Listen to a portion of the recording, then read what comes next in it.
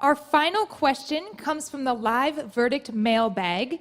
Blake, who is a subscriber on YAF TV, asks, Biden said he was going to follow the science, but what about his refusal to follow the science that says open the schools?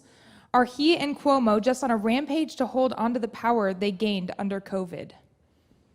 Yes. Thanks, everybody. No.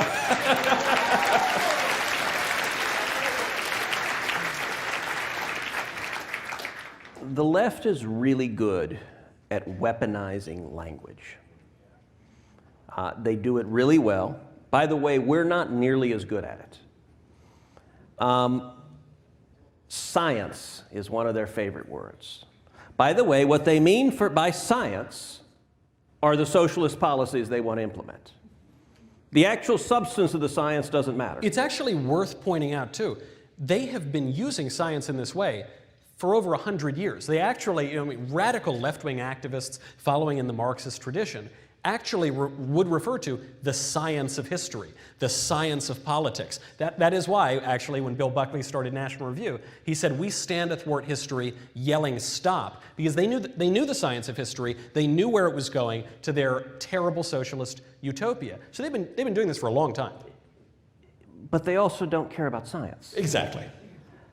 Science is a club to beat the masses into submission and obedience.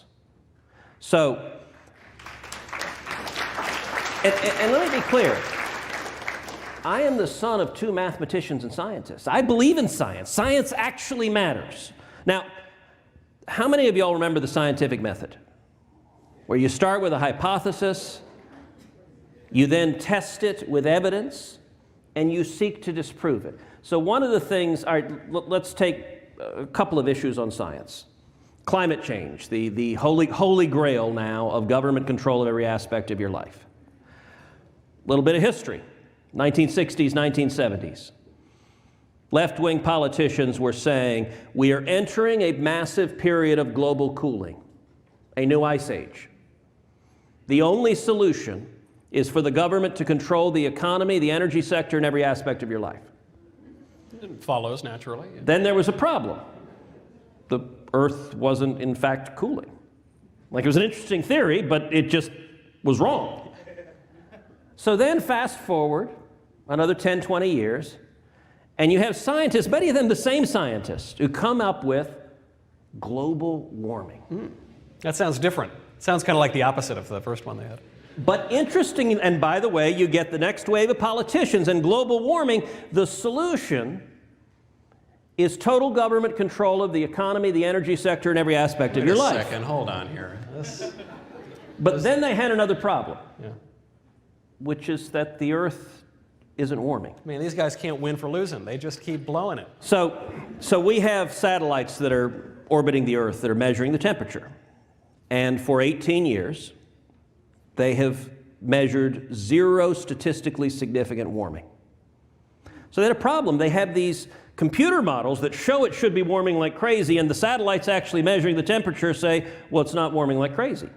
They actually call this the pause. If you want to enjoy a bit of humor, you can Google me and Sierra Club. The head of the Sierra Club was testifying in the Senate, and I asked him about the pause. And I said, do you know what the pause is? He said, yes. I asked him what it was, and he refused to say. He simply refused to say. He refused to answer, and it's because, and did you notice, think about it for a second, no one uses the term global warming anymore. It magically changed, and if you care about science, I want you to pause and think about climate change. It is the perfect pseudo-scientific theory. Why? Let's go back to the scientific method.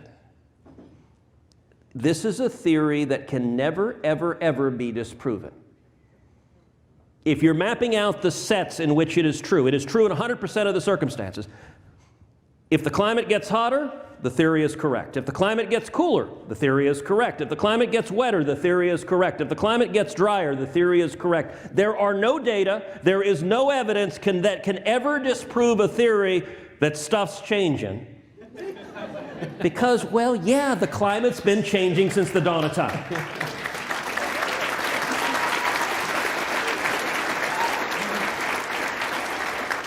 If something is not susceptible to the scientific method, if it's not testable by data and evidence, its purpose is not science. And by the way, the solution to fix it... Hold on. I am going to try to guess. Give me a second.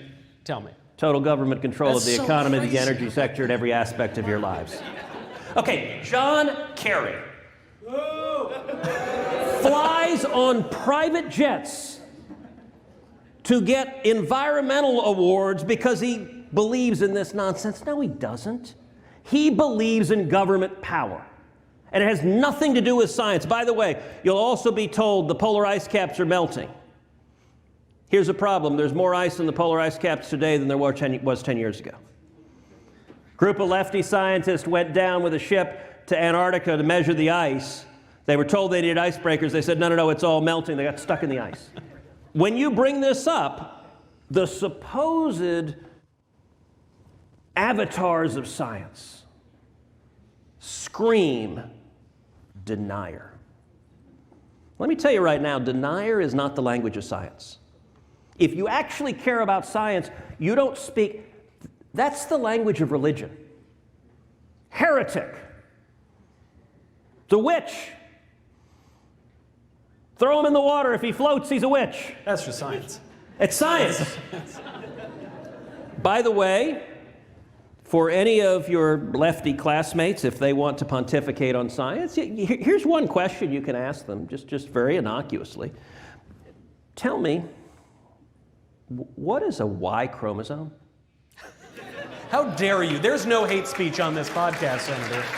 You cannot ask that.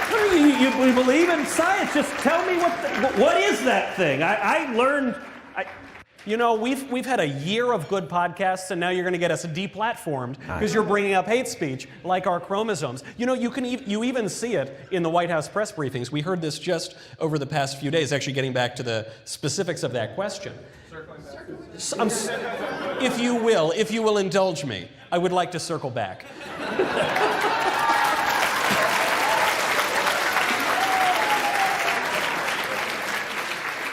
We have been told, the Biden administration, in 42 executive orders since he's been inaugurated, 3 of them explicitly mention how important science is and we need to follow the science. Biden campaigned on this.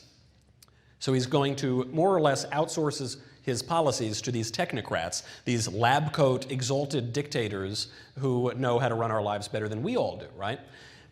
Unless it's politically inconvenient, because just a couple days ago, the CDC director said, no reason to keep the schools closed. We've got a lot of great data coming out, shows that the virus is not spreading in any particular way in schools. You don't need to wait for teachers to get vaccinated. Send those kids back, educate them. Now... Did you see the correction? Was there a correction? There was a correction. There was a fact check. Well, no, it's worse than that. The White House said she was speaking in her personal capacity. So apparently she wasn't a scientist, I guess.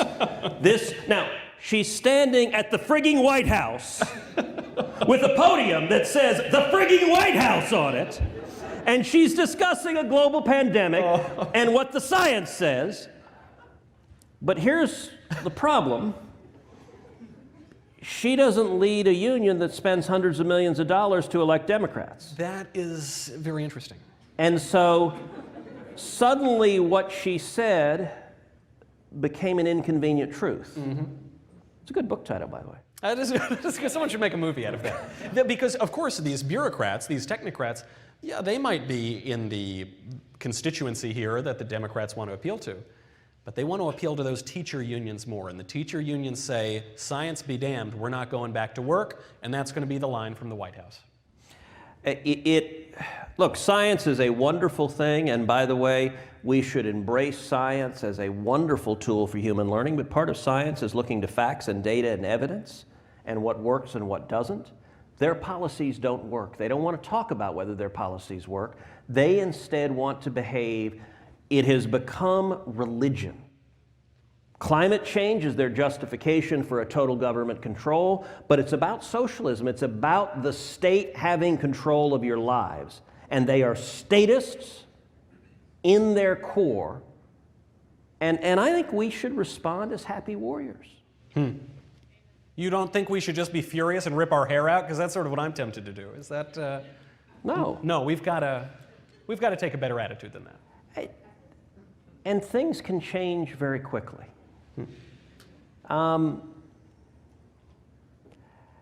You know, one of my favorite clips is a great clip of Reagan at the White House. And he's doing a White House press briefing. And Sam Donaldson, who was an ABC News reporter, was pretty obnoxious. Yeah. And he was pounding Reagan. And he said, Mr. President, you blamed the Speaker of the House. You blamed Congress. You blamed Democrats. You blamed everybody else. Mr. President, we have a lot of problems in this country. Don't you bear any of the responsibility for the problems we have in this country? And Reagan leans forward with a twinkle in his eye. And he says, well, Sam, yes, I do. I bear considerable responsibility because for many years, I was a Democrat.